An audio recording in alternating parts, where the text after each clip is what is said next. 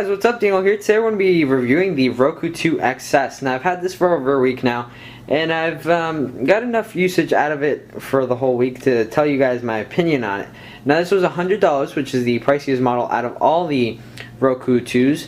The other one, the one below this one, which is $80, is the Roku 2 XD model. And then below that is the $60 one, which is the Roku 2 HD.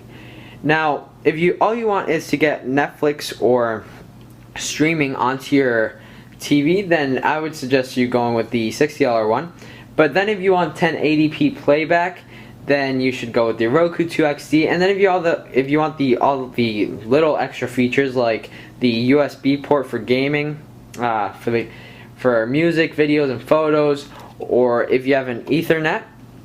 If you don't have a wireless connection, then you have to go with this one because this one's the only one with the Ethernet connection. And then if you're on the motion control for gaming. Now all the other models would be upgradable to the motion control when they start selling the motion control by itself, and then you can add it on to that. So if you can wait on the games, which right now there's only Angry Birds, and that's free, but that's the only really good game that's out there.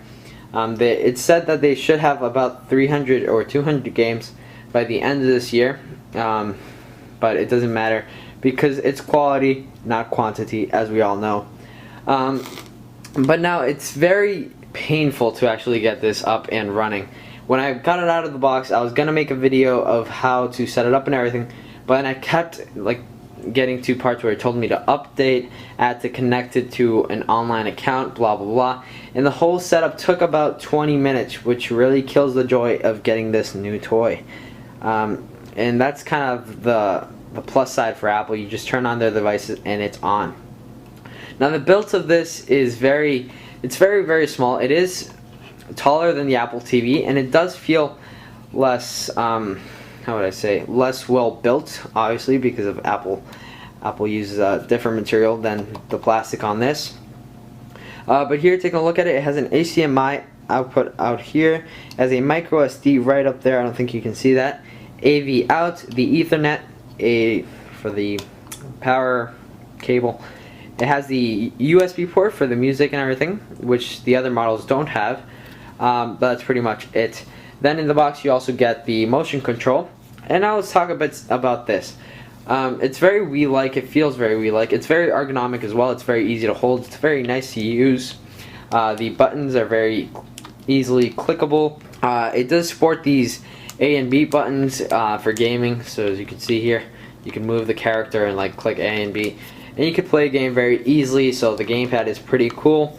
Now for Angry Birds, if you're playing this, as you can see here, which I'll show you guys how to play it. All you have to do is hold OK, and then you pull back and release. Now, I found this really fun for the first 15 or 20 minutes, but then my hand just got tired because you gotta hold your remote up and then pull it. But you don't have to be pointing at the TV because it has no sensor bar like the Wii, so you can point anywhere and play. But you will get tired of playing a game if you have to hold it straight like Angry Birds, because you have to kind of aim very good, etc. Alright, now let's talk about the software of the Roku 2 itself, or the Roku. Now it's very simple, it's very bland, it's not very fun, it's not a very fun software to use. It's missing a lot, but it has a lot of potential. They haven't implemented the motion control into it like the Wii, but I hope to see that come in the future. But it's very simple, and it's missing a lot. I mean, yeah, you can choose the channels from right on as soon as you turn it on, but I feel like it's missing some nice transitions. And they did bump it up from the last Roku models. You can see there's a new 3D boot logo. It's much more sleek, and it's sharper. But they are missing a lot to its menu. It needs to be retouched. But probably since they just got this hardware, they'll probably update that in the near future. Alright, for my opinion on it, I mainly use the Xbox 360 for streaming Netflix. And I did used to have an Apple TV, but I sold it because it was lacking the media options. Of course, this has a lot of more channels or media to use or choose from, so you won't get as bored. Apple only has a couple, and this is what Roku has going for itself. But I would prefer this over an Apple TV just because you get things like Hulu Plus, CNET, Crackle, Amazon Instant Video, a bunch of things that you don't get with the Apple TV. And this model and the Apple TV is $100, both of them. So right there, that's a good price to compare them both with.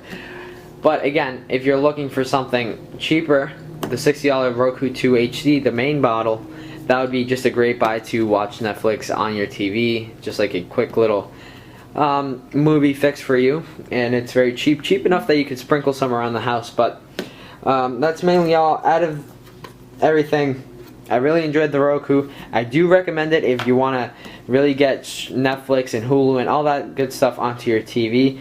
Not for gaming yet. It's not very fun.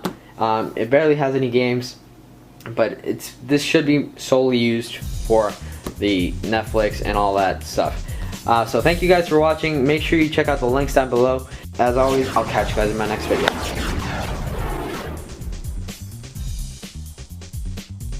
Here we go.